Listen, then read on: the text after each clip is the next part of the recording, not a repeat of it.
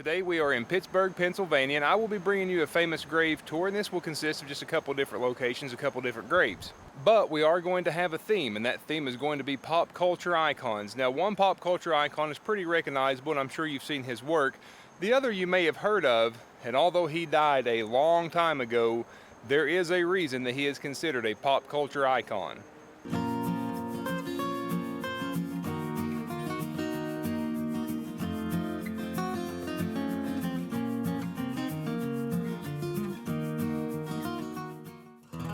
Born in Pittsburgh in 1928, Andy Warhol not only led the visual art movement known as pop art, he eventually transcended it.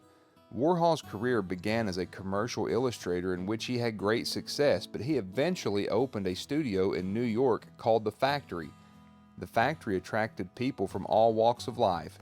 Warhol's art blended commercial product designs or even famous celebrities with a colorful palette of hues that eventually led to creation of a style that is uniquely identifiable with Warhol.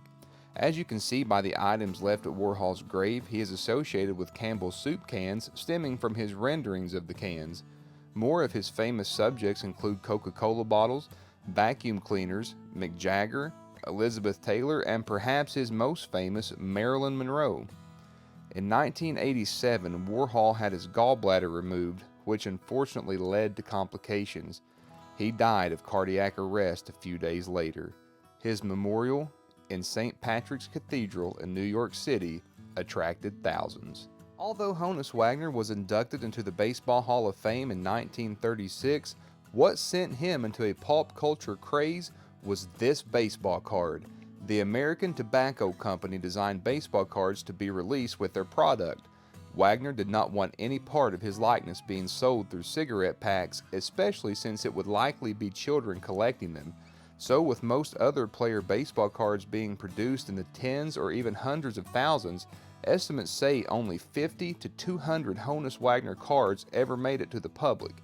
The record price for one of the elusive cards was set in 2016 when it sold for over $3 million. Wagner spent nearly all of his career with the Pittsburgh Pirates and was nicknamed the Flying Dutchman. Wagner passed away in 1955 at age 81. So maybe the next time you buy a can of Campbell's soup, perhaps you can think about Andy Warhol, or if you inherited a baseball card collection from your grandfather, look for the famous Honus Wagner card and maybe you can just start a new life. Thanks for watching. Please subscribe and search for Whit Docs on Facebook and Instagram, and I will see you again soon.